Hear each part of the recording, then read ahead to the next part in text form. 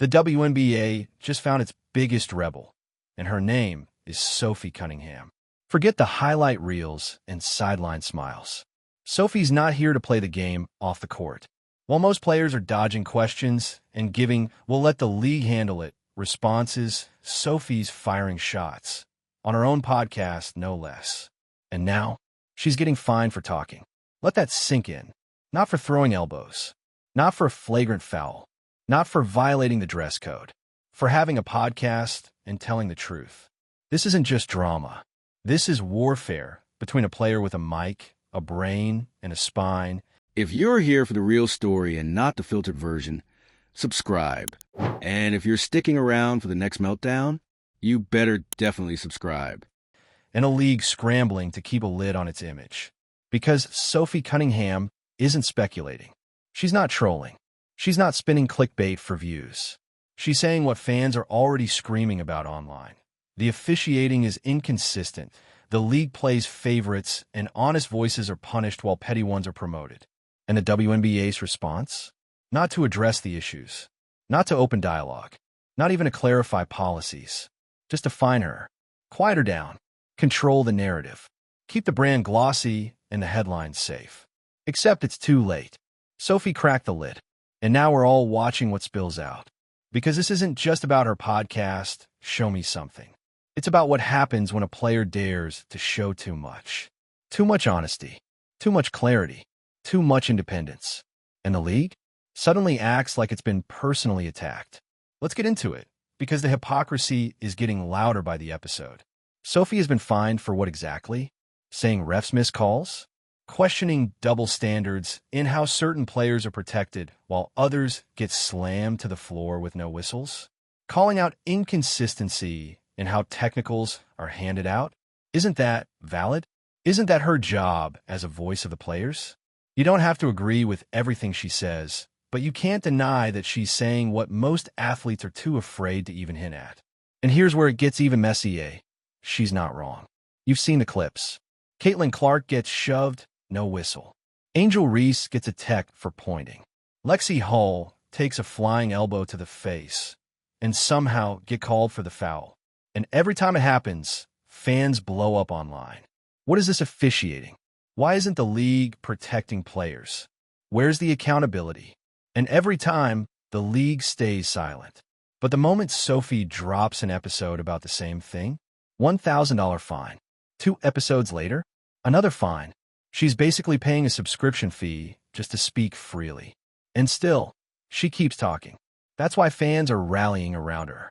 Not because they agree with every word, but because someone is finally being honest. Finally peeling back the curtain on a league that, at times, acts like criticism is betrayal. Let's not get it twisted. Sophie isn't just ranting. She's sharp. She's thoughtful. She knows the line between criticism and disrespect, and she dances it like a pro. But here's the irony. By trying to silence her, the WNBA has made her the most relevant voice in the room. Every fine is a signal boost. Every punishment makes her podcast more essential. Fans are tuning in because she's being punished, because they want to hear the things no one else will say out loud. And you know what else? The podcast is good. It's real. It's the kind of content the WNBA should be elevating. Player-led, honest, messy, insightful, funny, raw. It's the culture fans want, not the sanitized, corporate-speak interviews that say nothing. But instead of collaborating with her, giving her a segment, licensing the podcast, the league punishes her. It's giving insecurity. It's giving we care more about brand image than actual growth. It's giving you can't sit with us energy from a league that says it wants to empower women but can't handle one woman with a mic. And Sophie knows this. That's why she keeps pushing. Because she's not just exposing weak officiating. She's exposing the soft underbelly of league politics. The favoritism, the fear, the performative support that disappears the moment a player gets too real. And let's talk about the fear, because that's the real story. The fines aren't just about Sophie. They're about everyone else. They're a warning shot to the rest of the league. Don't get too bold. Don't bite the hand. Stay in line. You think there aren't dozens of other players who feel the same way Sophie does? Of course there are. but they're not saying anything because they can't afford the risk. Sophie? She's risking it anyway. She's risking everything: money, contracts, relationships, future opportunities, just to keep it real. And that's what makes her dangerous to the W. She doesn't need their permission to speak. She doesn't wait for their blessing to be heard. She built her own platform, and now the league's trying to control it because they don't own it. But let's be real, that's not how it works anymore. You don't get to champion player empowerment in your promo campaigns and then fine someone for using her voice.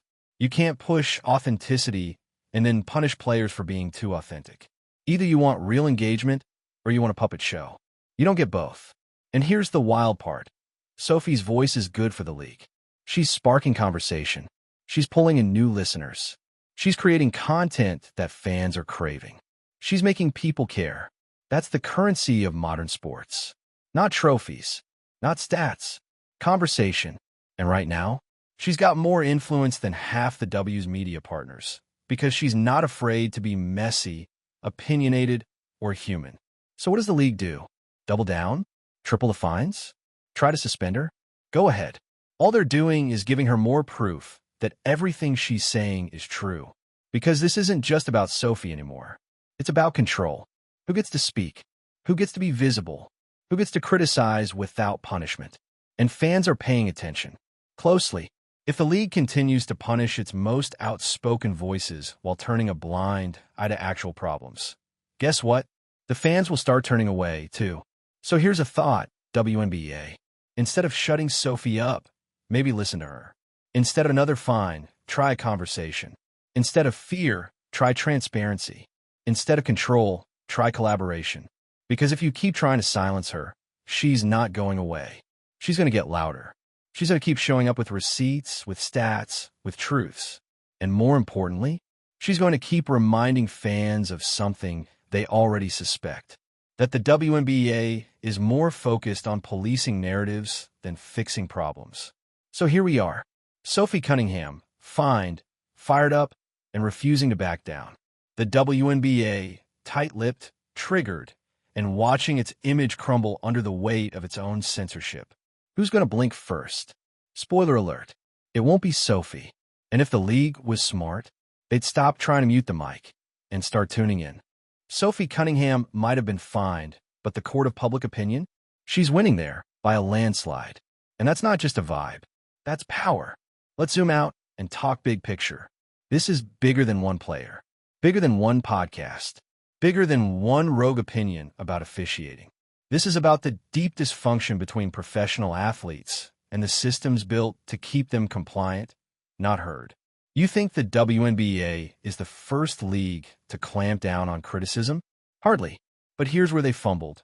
They picked the wrong player to try and silence. Because Sophie isn't just talking into a mic. She's amplifying a movement. A growing wave of athletes across sports who are tired of biting their tongues while watching league offices pretend everything's fine. While refs get protected like royalty. While broadcasts gloss over obvious injustices. While stars are expected to play the role of brand ambassadors, not human beings. And let's be honest, the WNBA knows this. That's why they're scared. Because what happens if Sophie's voice starts to spread? What happens when more players realize they don't have to play nice to get attention? What happens when the next rookie drops a podcast and skips the PR training entirely? They speak, unfiltered, undiluted, unapologetic, and suddenly the league doesn't control the story anymore. That's the WNBA's worst nightmare. Not bad officiating, not poor ratings, not injuries, loss of narrative control. And that's exactly what Sophie just triggered.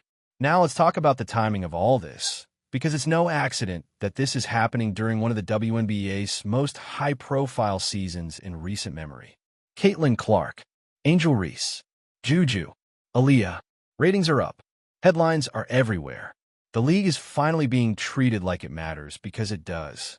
So why, at a time when everyone's watching, would the league choose to punish one of its most visible players for speaking truth? Because truth is inconvenient. Because the league would rather polish its image than confront its problems. Because a well-edited commercial about amplifying voices looks great on Instagram, But God forbid a player actually speak freely without a script. And you know what's even more twisted? Sophie's podcast isn't anti-league. It's not a takedown. It's not built on hate. It's built on hope. Hope that this league can be better, that it can evolve, that it can stop acting like a startup clinging to reputation management and start behaving like the professional powerhouse it claims to be. She wants the WNBA to win. That's why she's risking everything to say the things no one else will. But what does the league do in response? It finds her, silences her, makes her the example. You want to know what example that sets? That honesty gets punished, that compliance gets rewarded, that the truth is dangerous when it doesn't match the slogan. That's not leadership. That's authoritarianism with a pink logo. And the fans? They're not buying it anymore. They see the double standards, the selective outrage, the way certain players get coddled and others get crucified, the way the league tries to boost diversity of voice, as long as the voices don't get too honest. So now, Sophie Cunningham has unintentionally become the face of question the WNBA does not want to answer. Do players actually have the right to speak freely? Because if not, what is this league? A product? A brand experiment? A PR-controlled highlight reel? Or is it a real league full of real people who are allowed to talk about real problems? You can't have it both ways. And let's not ignore the business angle here. The WNBA is missing a massive opportunity. Player podcasts are exploding across sports. Travis Kelce, Paul George, Draymond Green. Athletes everywhere are owning their narratives and making millions doing it. Fans are tuning in not just for analysis, but for authenticity. And yet here we are, with a player like Sophie offering high-quality, insightful, emotionally raw content. And instead of boosting it, the league is trying to bury it. Where's the collaboration? Where's the innovation? Why isn't Show Me Something on the league's own platform? Because they can't handle not having editorial control. They can't handle being surprised. They can't handle a player saying something real that doesn't align with the league's carefully curated image. And that's a problem, because fans can handle it. In fact, they're begging for it. Fans don't want sanitized. They want substance. They want to know what players actually think, what they're frustrated by, what's happening behind the scenes. They want to feel close to the game, and Sophie gives them that. But instead of realizing she's ahead of the curve, the WNBA is treating her like a problem to manage. Which begs the question, how many more voices are they suppressing? How many players are staying silent because they saw what happened to her? That's not just dangerous, it's unsustainable. You can't build a movement while choking the voices that fuel it. And here's the part that's going to sting most for the league. Sophie's not going anywhere. She's not deleting her podcast. She's not issuing a fake apology. She's not putting on the company woman face and playing the PR game. She's doubling down because she knows the power of what she's doing. She knows that the more she's punished, the more people listen. And she knows, maybe better than anyone right now, that the truth is trending. So if the WNBA wants to stop the fire, they better figure out how to listen before they get burned worse. Because you can't find your way out of criticism.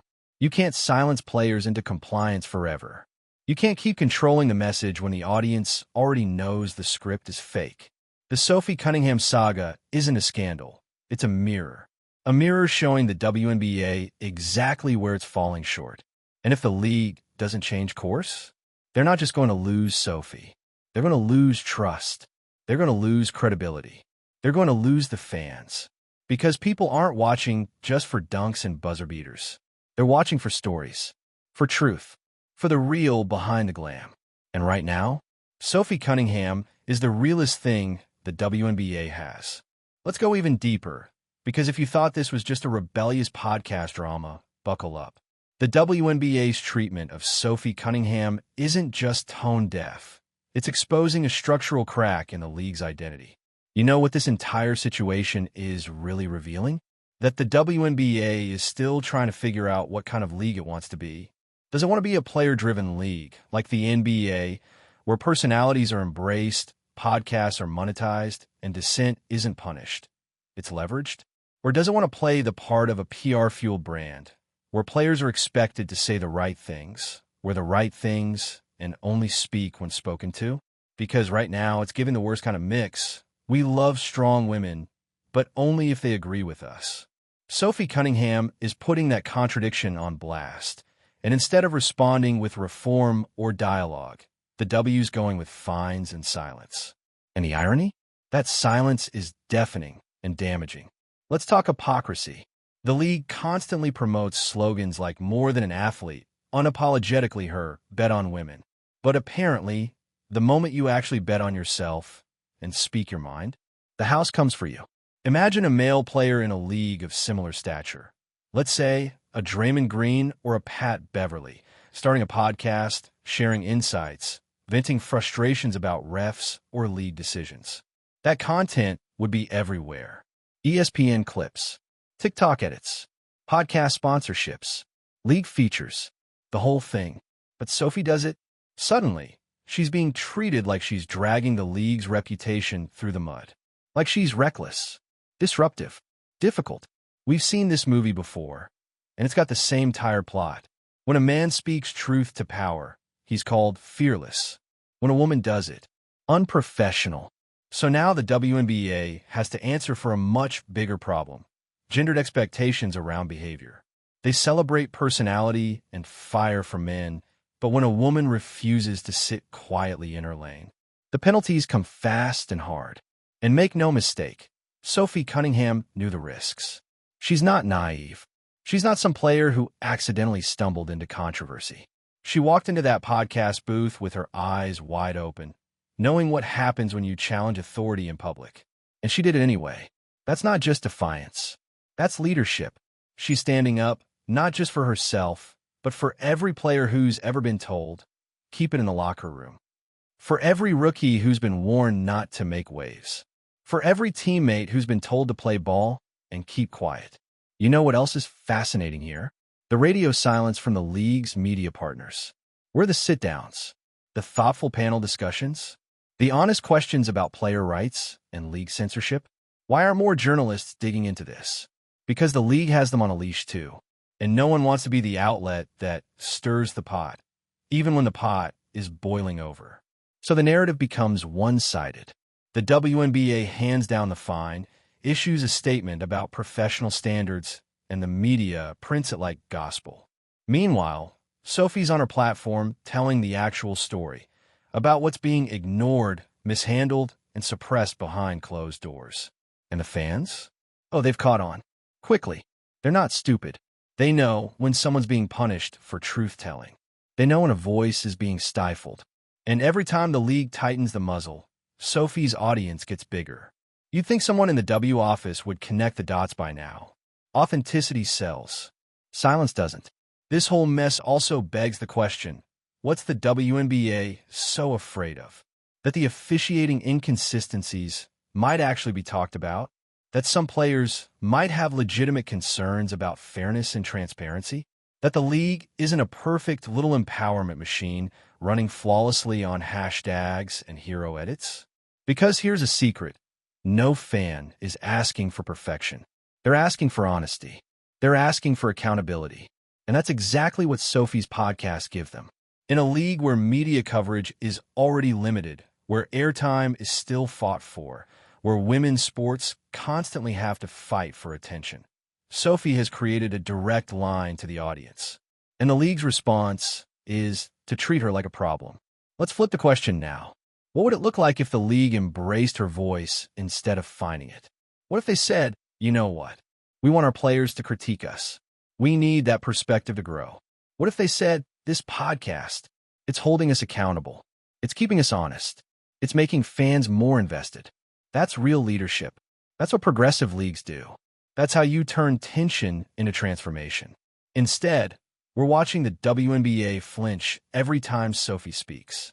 Every time she raises a point. Every time she shows passion.